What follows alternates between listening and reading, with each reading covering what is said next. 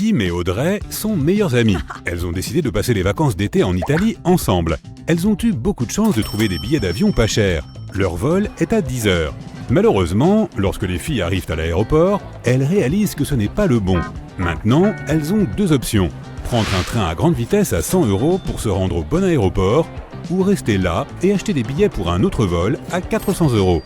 Que doivent-elles faire ?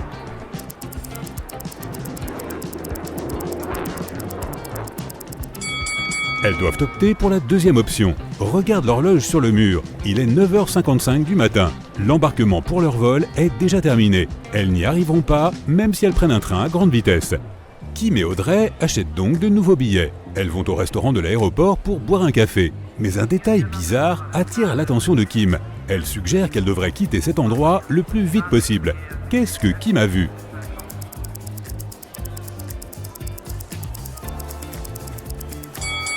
Cette femme est un zombie. Comment a-t-elle réussi à passer la sécurité ? Lorsqu'il est enfin temps d'embarquer dans l'avion, il s'avère qu'il n'y a plus de siège en classe économique. On propose à Kim et Audrey de voler en classe affaires. Une fois à l'intérieur, les filles voient 3 personnes. Lorsque l'hôtesse de l'air leur sert du jus de fruits frais, elle leur chuchote que Kim et Audrey sont extrêmement chanceuses. Elles sont sur le point de voyager à côté d'un célèbre milliardaire italien. Peux-tu deviner lequel de ces passagers est le milliardaire ?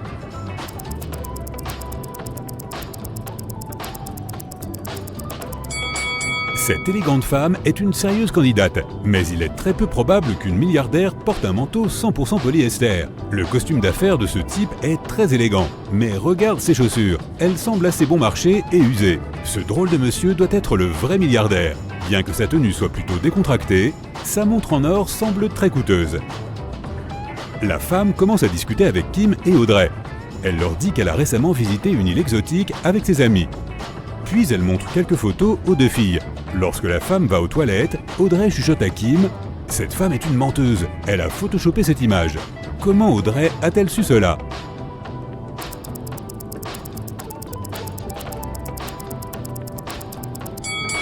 Tout est dans les ombres. Elles ont toutes l'air naturelles, sauf celle-ci. La femme prend une gorgée de son jus et se met à tousser. Soudain, elle s'évanouit et tombe dans les bras du milliardaire. Il s'apprête à crier à l'aide, mais Kim l'arrête, affirmant que la femme fait semblant. Comment a-t-elle su cela ?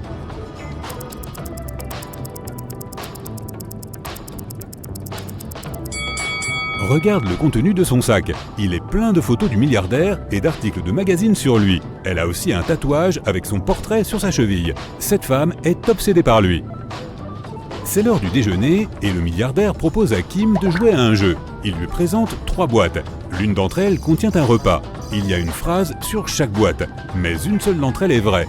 Peux-tu aider Kim à trouver quelle boîte contient de la nourriture ?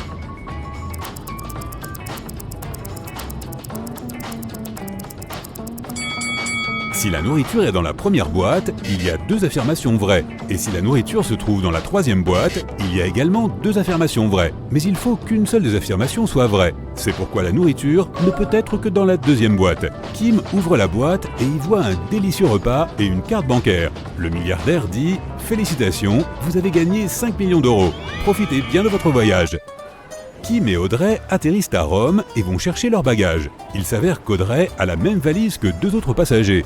Et ils ont une querelle à ce sujet. Peux-tu aider à répartir les 3 valises entre leurs propriétaires ?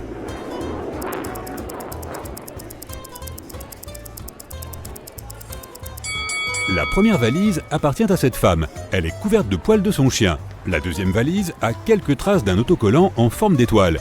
Tu l'as sûrement déjà remarqué sur le sac d'Ashley. Et la troisième valise appartient à cet homme. Comme Kim et Audrey sont maintenant très riches, elles décident de trouver un agent immobilier qui pourrait les aider à louer une villa de luxe afin d'y passer leurs vacances. L'agent leur fait visiter 3 maisons. Peux-tu aider les filles à choisir la meilleure ?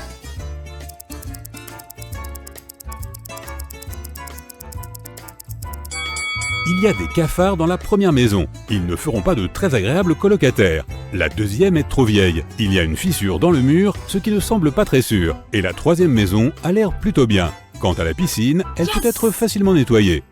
Kim et Audrey quittent la villa et vont faire du tourisme. À leur retour, elles découvrent que quelqu'un a volé leur passeport dans le coffre-fort. Les filles appellent la police qui interroge 3 suspects. Le cuisinier dit qu'il était trop occupé à préparer le dîner pour Kim et Audrey. L'agent d'entretien s'occupait de la piscine toute la journée. Et le jardinier dit qu'il était sorti pour planter des fleurs. Il n'a rien remarqué de suspect. Qui ment?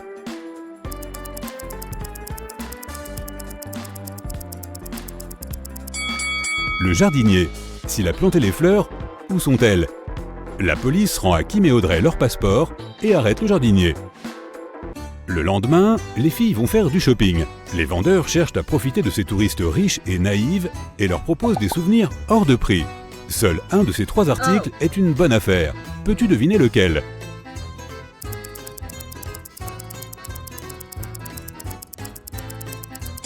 Regarde ce masque vénitien. Il est écrit « Made in China », ce qui signifie que ce n'est pas un vrai. Cet aimant est de très mauvaise qualité. Le mot « Italie » comporte une faute d'orthographe. Il ne peut pas coûter 100 €. Ce fromage bleu n'a pas l'air très frais, mais c'est normal pour ce genre de produit. Cet article est le seul que Kim et Audrey peuvent acheter ici à un prix correct. Les jeunes femmes se rendent au musée local et se perdent dans ses couloirs. Elles trouvent un sous-sol étrange avec 3 portes. Derrière la première porte se trouve un portail temporel vers le Moyen-Âge. Derrière la deuxième, il y a une momie maléfique qui maudit tous ceux qui la dérangent. Enfin, la 3e porte est protégée par un système d'alarme laser. Elle coupe tout ce qui touche les faisceaux laser. Quelle porte les filles doivent-elles choisir?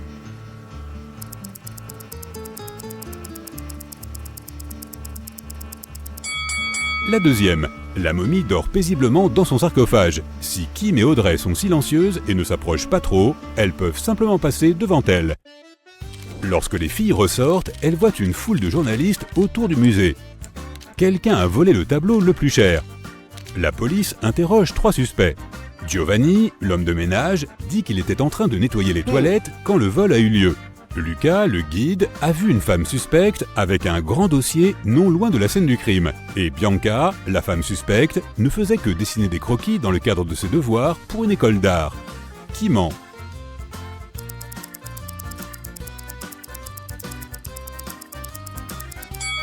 Lucas. Il a une toile roulée sous sa chemise. Kim et Audrey vont dans un restaurant pour goûter la cuisine locale. Mais elles remarquent un vampire parmi les clients. Elles décident donc de partir. Qui est le vampire?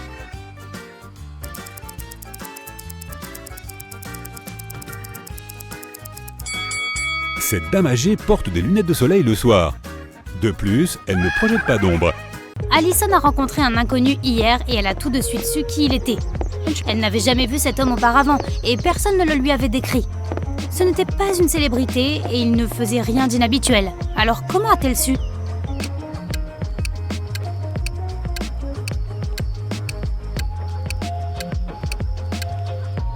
L'homme était le frère jumeau d'un des amis d'Allison. Bill est cireur de chaussures. Il offre ses services aux passants gratuitement.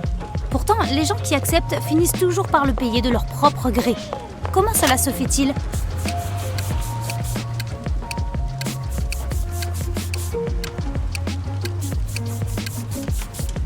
Bill ne cire qu'une seule chaussure gratuitement.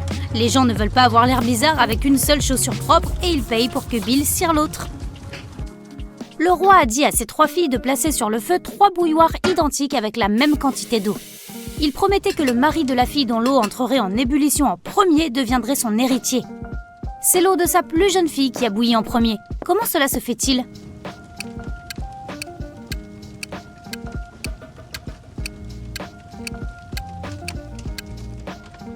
Alors que les 2 autres soulevaient continuellement le couvercle de leur bouilloire pour vérifier si l'eau bouillait déjà, la plus jeune gardait la sienne fermée.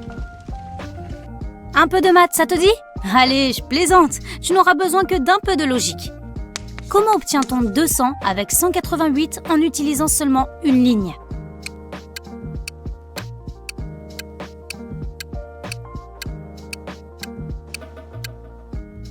En coupant 188 horizontalement avec la ligne, tu obtiendras 200. Une personne avait 25 ans en 2000 et 20 ans en 2005. Comment est-ce possible?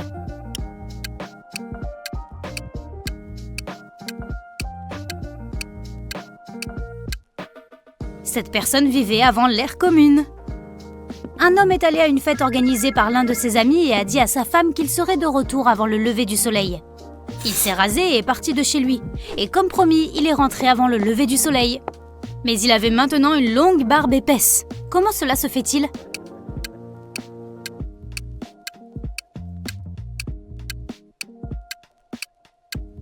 L'homme et sa femme vivaient dans un endroit où les nuits polaires peuvent durer plusieurs mois. Un homme voyageait de New York à Boston en voiture. Ce n'est qu'à la fin du voyage qu'il s'est rendu compte qu'un de ses pneus était crevé depuis le début. Malgré tout, il avait réussi à atteindre sa destination et son voyage n'avait pas du tout été affecté par ce problème. Comment est-ce possible ?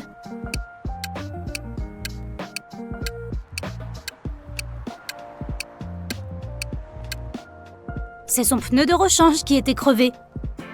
Le directeur financier d'une grande entreprise a enfin réussi à convaincre de nouveaux partenaires de signer un accord très important. Il a ensuite mis ce document dans un dossier et l'a laissé sur la table de son bureau. Mais quand il est arrivé au travail le lendemain matin, le dossier n'était plus là. Jean a alors rassemblé tous les employés qui se trouvaient dans le bureau à ce moment-là et les a interrogés. La femme de ménage a dit qu'elle était occupée à laver le sol et qu'elle n'avait pas prêté attention à ce qui se passait autour d'elle. Le dessinateur a expliqué qu'il n'avait pas quitté son poste une seule fois. De plus, étant artiste, les contrats de partenariat ne l'intéressaient pas. Le comptable a admis qu'il était entré dans le bureau de Jean pour faire signer des documents. Mais dès qu'il s'était aperçu qu'il n'y avait personne, il était parti. Qui avait volé le dossier contenant le contrat ?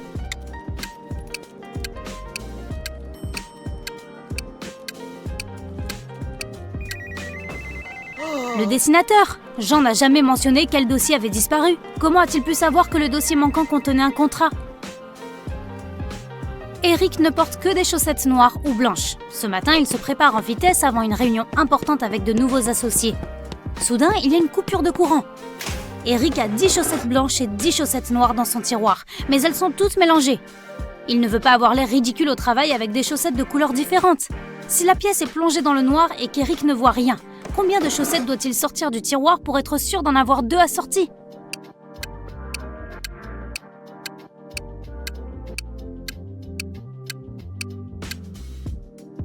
Trois chaussettes suffisent amplement. Il en aura forcément 2 de la même couleur. Une nuit particulièrement sombre, un vampire affamé te suit dans une rue isolée. Soudain, tu vois une maison dont la porte est grande ouverte et tu décides de t'y cacher. Le vampire ne peut pas entrer dans ton refuge car tu as fermé la porte à clé à la dernière seconde, mais il t'attend dehors. Cependant, il te reste un peu d'espoir. Il y a 3 portes menant hors de la maison. Quand tu ouvres la première porte, il y a de la lave en fusion. Non merci. La deuxième porte mène à une pièce où il y a des tarentules aussi grosses que ta tête. Burk!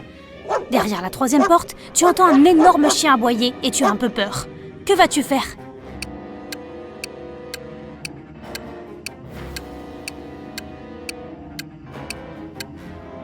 Attends le lever du jour. Les vampires ne supportent pas la lumière du soleil et tu ne courras plus aucun risque en sortant. Tu es coincé dans une pièce qui se remplit lentement d'eau provenant d'un robinet dans le mur. Il n'y a pas de fenêtre dans la pièce et la porte est fermée hermétiquement. Tu as une serpillière et un grand seau. Comment vas-tu t'en sortir ?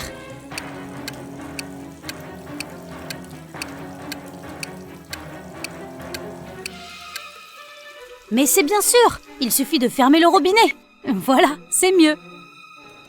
Jeanne a dit à son patron que quelqu'un avait volé les documents qu'elle avait préparés pour la réunion. Elle a ajouté qu'elle avait remarqué qu'une personne était entrée vêtue d'un costume chic, de gants et d'un masque noir. La sécurité d'abord. Cette personne portait également 3 bagues à ses doigts. Le patron ne l'a pas cru. Pourquoi ?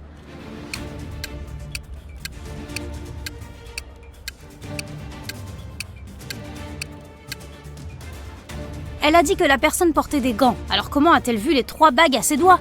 Jeanne a simplement dû oublier d'imprimer les documents. 2 sœurs adolescentes, Maya et Ariana, devaient étudier à la bibliothèque. Mais l'une d'elles est allée à une fête à la place. Quand elles sont rentrées à la maison, leurs parents ont tout de suite su qu'ils n'étaient pas allés à la bibliothèque. Et toi, le sais-tu ?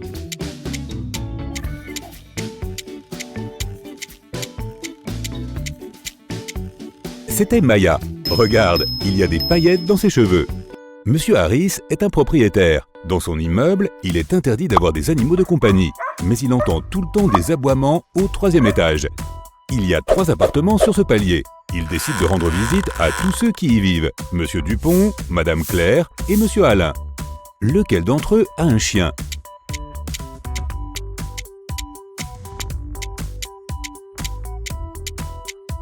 C'est Monsieur Alain. Regarde à côté de lui. Certaines de ses chaussures ont visiblement été mâchées. 4 amis se rendaient en ville en voiture. Mais à un moment donné, quelque chose a distrait le conducteur et ils ont eu un accident. Un agent de police est arrivé et a ouvert une enquête. Il a demandé qui conduisait, mais personne n'a voulu avouer. Ensuite, le policier a inspecté la voiture. Peux-tu dire qui était au volant ?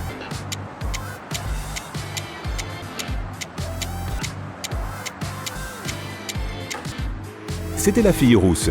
Il y a un pull sur le siège du conducteur, elle est la seule à ne pas porter de veste ou de pull. Ce doit donc être le sien.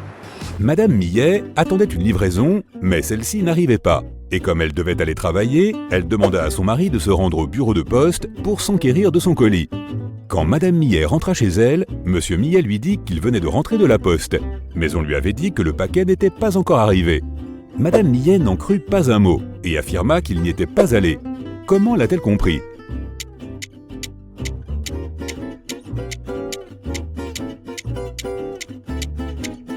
Regarde la voiture, elle est toute couverte de neige. Avant de se rendre à la poste, Monsieur Millet aurait dû la nettoyer. Dans un univers parallèle, on n'a le droit que de s'amuser et de manger des bonbons. Personne ne lit ni n'étudie jamais. Madame Rélim était rentrée chez elle après une longue et amusante journée dans un club. Ses 3 filles étaient censées s'amuser toutes seules durant son absence. Elle leur demanda ce qu'elles avaient fait. Anna lui dit qu'elle avait regardé la télévision toute la journée. Alice répondit qu'elle avait passé la journée dans un parc aquatique. Ava dit à sa mère qu'elle et ses amis avaient organisé un concours de mangeurs de bonbons. Mais Madame Rélim était sûre qu'une de ses filles mentait et qu'elle avait passé toute la journée à étudier. De qui s'agissait-il ?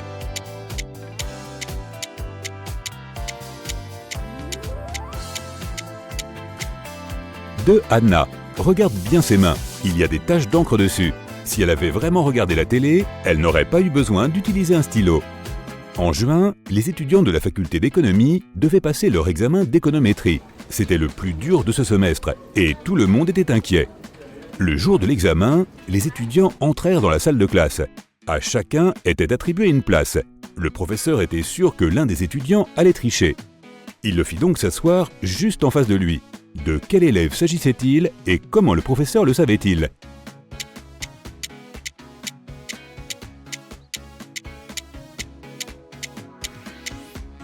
C'était le garçon aux cheveux noirs. On est en juin et tous les étudiants sont habillés légèrement. Pourtant, cet élève porte un pull à manches longues, il doit mijoter quelque chose. Maintenant, regarde ces 3 élèves, Savannah, Mélodie et Scarlett. L'une d'entre elles a réussi à tricher à l'examen et personne ne l'a remarqué. Peux-tu dire qui c'était et comment elle a réussi à utiliser ses notes ?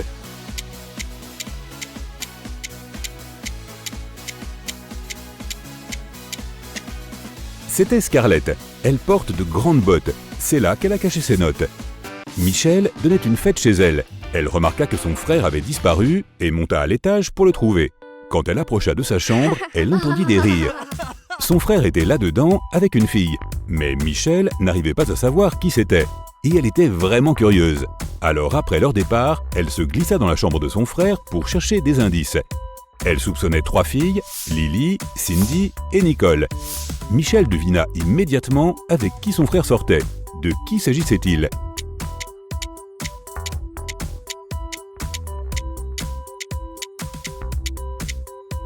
Son frère sortait avec Nicole. Il y a une boucle d'oreille sur le canapé. Et Nicole n'a qu'une seule boucle et c'est exactement la même. Elle a dû la perdre. Peux-tu dire quel élève de la classe n'est pas une vraie personne ?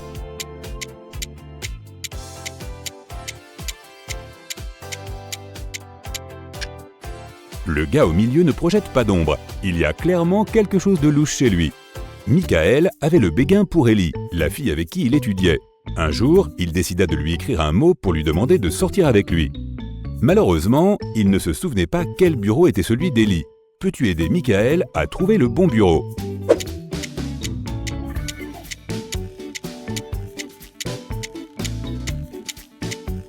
Regarde la photo d'Ellie. Elle agite sa main gauche, ce qui signifie qu'elle est probablement gauchère. Il n'y a qu'un seul bureau où le stylo se trouve à gauche du cahier. Ça doit être celui d'Ellie. Le gérant d'une épicerie découvrit que quelqu'un volait tout le temps des bananes dans son magasin. L'homme mena sa propre enquête et trouva 3 suspects. Mais il ne pouvait pas accuser ses clients tant qu'il n'était pas sûr à 100%. Regarde ces personnes et dis-moi qui est le voleur de bananes.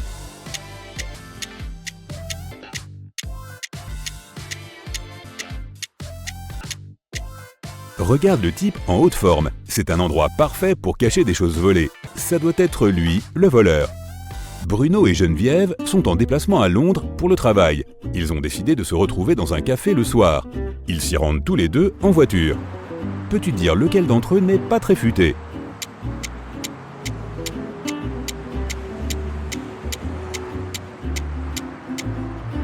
C'est Bruno. En Angleterre, les gens conduisent sur le côté gauche de la route, et lui, il conduit à droite. Très tôt ce matin, une grosse somme d'argent a disparu du coffre-fort au bureau. Seules 3 personnes étaient au travail à ce moment-là. Hélène, la comptable, a dit qu'elle s'était absentée quelques minutes pour aller aux toilettes. Eric, le responsable des logiciels, a déclaré qu'il avait pris sa pause déjeuner et qu'il n'avait rien vu. Joseph, l'homme de ménage, a dit qu'il était en train de nettoyer le 2e étage à ce moment-là. Peux-tu deviner qui ment ?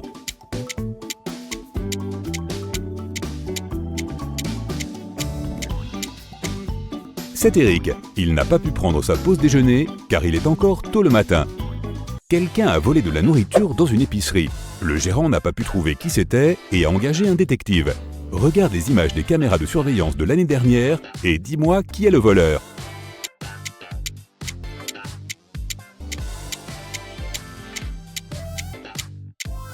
C'est la femme enceinte aux cheveux noirs. Cela fait 1 an et elle est toujours enceinte. De plus, la taille de son ventre n'a jamais changé. Il doit être factice. Un homme d'affaires super riche, Monsieur Carl Jenkins, a été enlevé et enfermé tout seul dans une pièce sombre. Son téléphone est presque entièrement déchargé, alors il peut uniquement écrire un message. Mais il est certain que quelqu'un pourrait espionner son téléphone. Il a donc décidé d'écrire un message avec un code à son ami du lycée, John Smith, qui dirige une agence de détectives. Il s'est souvenu qu'au lycée, ils s'envoyaient des messages codés l'un à l'autre. Il a donc utilisé la même technique. Le message était le suivant. D''FTUFSJD. Peux-tu deviner ce que cela signifie ?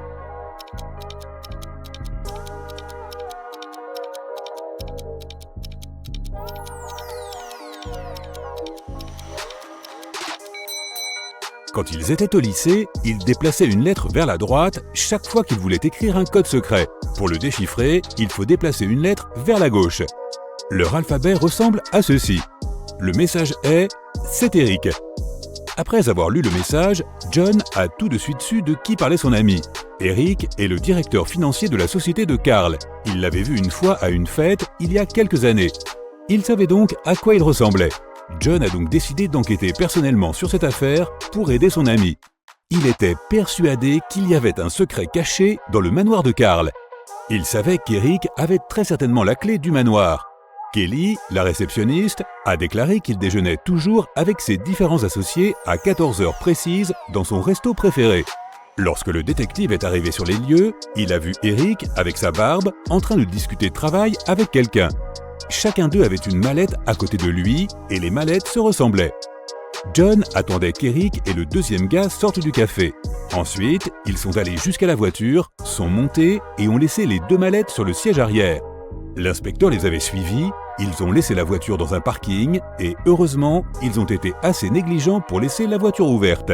Quelle mallette le détective doit-il prendre ?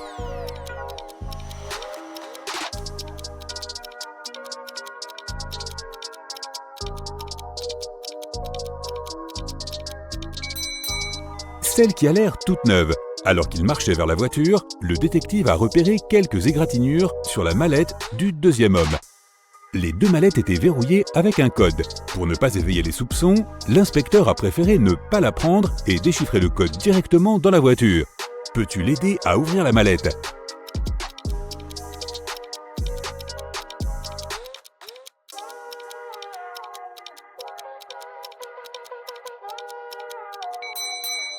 Le code est 000. La mallette est toute neuve et Eric n'a probablement pas encore eu le temps de mettre un nouveau code. De plus, c'est Eric qui a laissé la voiture ouverte et sans surveillance dans un parking. Il n'est donc pas étonnant qu'il utilise le code par défaut pour sa mallette. Maintenant que le détective a la clé, il se dirige vers le manoir. Ouvrir une porte d'entrée n'est pas un problème quand on a la clé entre les mains. Le bureau est à l'étage. Il y est déjà allé, donc il se souvient que les escaliers qui mènent en haut ont un secret bien particulier.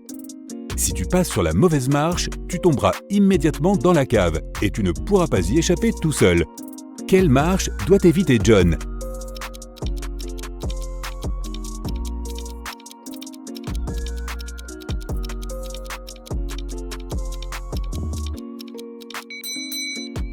C'est celle avec la rainure au milieu. Lorsque tu marches dessus, elle s'ouvre et tu tombes dans une pièce sombre avec des chauves-souris et des araignées. Burk !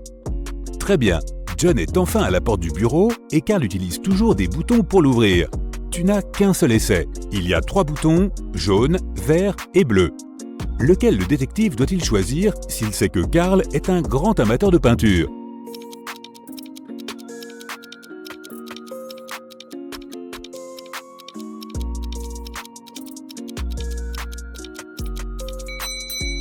Une combinaison de bleu et de jaune donne du vert, et donc la porte s'ouvre. Notre détective a le feu vert.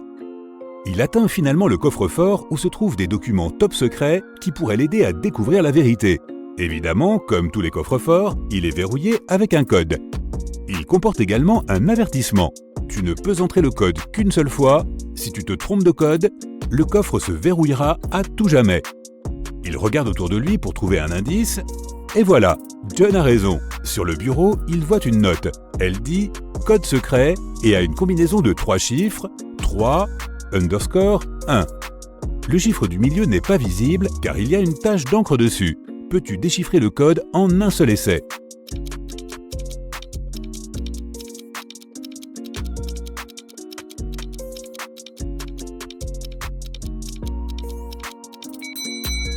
Le code est 371. Le détective s'est dit qu'il devait utiliser souvent le code, donc le bouton devait être un peu usé. Il avait raison, comme il connaissait le début et la fin, il n'avait plus qu'à trouver un bouton usé. Très bien, maintenant il a les documents top secrets dont il avait besoin pour son enquête. Il regarde tous les papiers et trouve finalement quelque chose qui ressemble au document qui lui manquait. Pour utiliser ce document comme preuve irréfutable, il doit en trouver un qui n'est pas faux. Il y a 4 copies qui se ressemblent énormément, mais une seule est authentique. Peux-tu deviner laquelle ?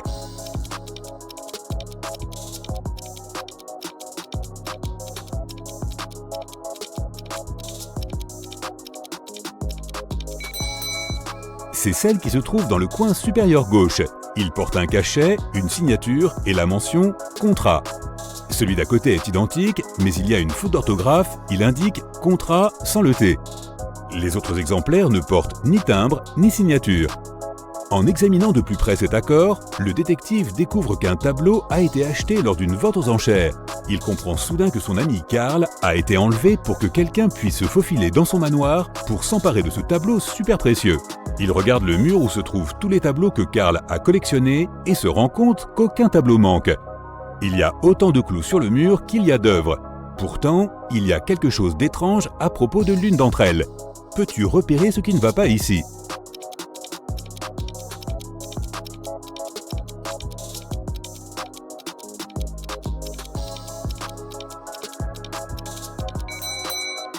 Même si tous les tableaux sont bien là, il y en a un qui n'a pas de cadre.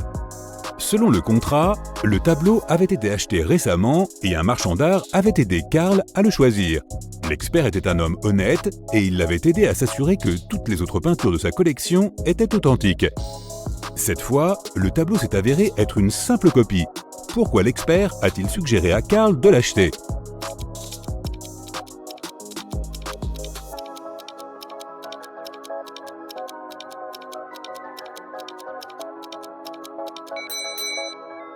Même si le tableau ne coûtait pas bien cher, son cadre, lui, était une belle et précieuse œuvre d'art. Tout le monde dans la ville pensait que Jack était bête, car chaque fois que quelqu'un lui proposait de choisir entre une pièce de 50 cents ou un billet de $1, il choisissait toujours la pièce de 50 cents. Tous les gens de la ville lui faisaient la même offre, pour voir s'il allait apprendre un jour. Il n'a jamais saisi un seul billet. Les gens de la ville ne se rendaient pas compte que Jack était en fait un génie. Mais qu'est-ce qu'il y avait de si malin dans ce que faisait Jack ?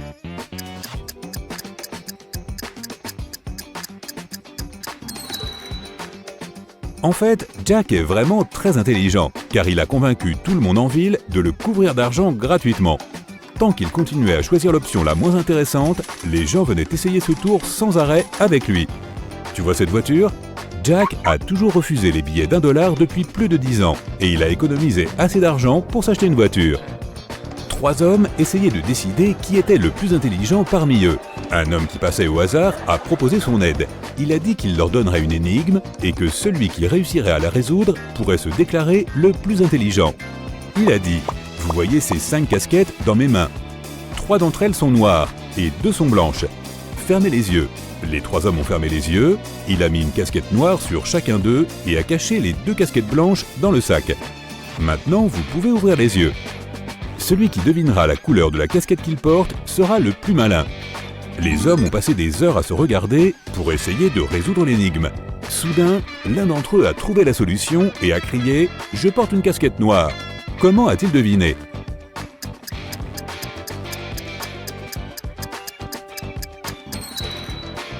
Bon, ok, il n'a pas vraiment deviné. Il a essayé de réfléchir de manière logique, mais il n'y avait pas de réponse rationnelle. Il a donc regardé son reflet dans une flaque d'eau voisine. Il y a un baril d'eau dans la cour. Tu regardes à l'intérieur et tu dis qu'il est rempli à plus de la moitié. Mais ton ami prétend qu'il est rempli en dessous de la moitié. Comment savoir qui a raison sans utiliser d'outils ni enlever l'eau du baril ?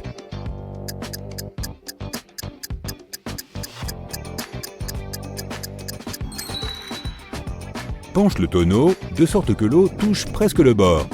Si tu peux voir le fond, le tonneau est rempli à moins de la moitié. Si le fond est encore couvert d'eau, il est rempli à plus de la moitié. Tu te retrouves au milieu d'une forêt avec 3 chemins devant toi. L'un d'eux est couvert de lave brûlante. Un autre est recouvert de clous pointus et de verre brisé. Et le 3e chemin est si froid qu'on a l'impression d'être en Antarctique. Quel chemin devrais-tu choisir ?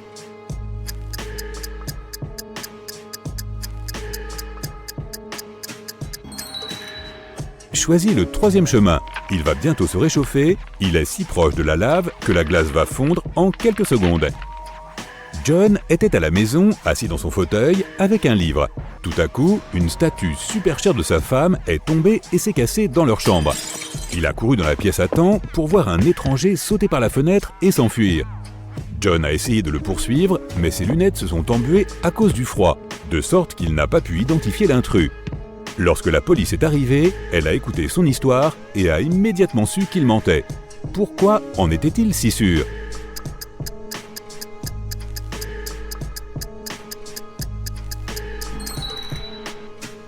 Quiconque porte des lunettes sait qu'elle ne s'embue pas quand on passe d'une pièce chaude au froid extérieur. C'est l'inverse.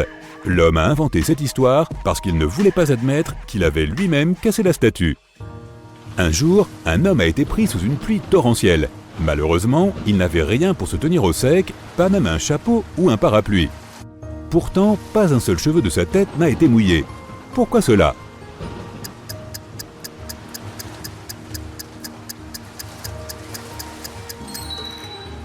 Eh bien, l'homme était chauve. Tu as 3 allumettes. Peux-tu en faire un 6 sans les casser en morceaux ?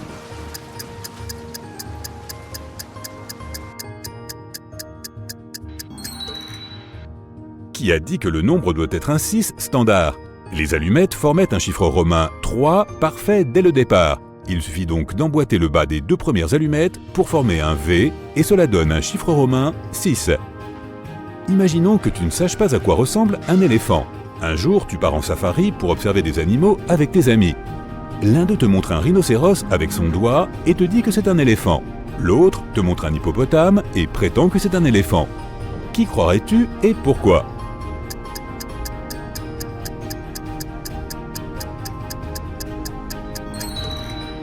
Tu ne sais pas à quoi ressemble un éléphant, mais cela ne veut pas dire que tu ne sais pas non plus à quoi ressemble un hippopotame ou un rhinocéros.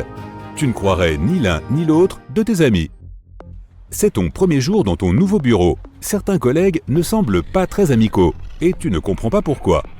Ils se comportent aussi de façon étrange, ne prennent jamais de pause café et travaillent au moins 12 heures par jour. Une secrétaire à la réception te dit que leur entreprise embauche des robots parce qu'ils travaillent dur et ne sont pas accros au café. Elle te dit d'essayer de rester loin d'eux et d'éviter de discuter avec eux parce qu'ils ne sont pas programmés pour parler avec les gens. Il est assez facile de dire qui est un robot. Peux-tu deviner lequel est un robot parmi Anna, Mike et Lucie?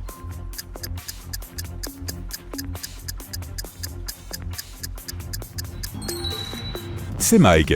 C'est le seul des trois à avoir un interrupteur du côté droit.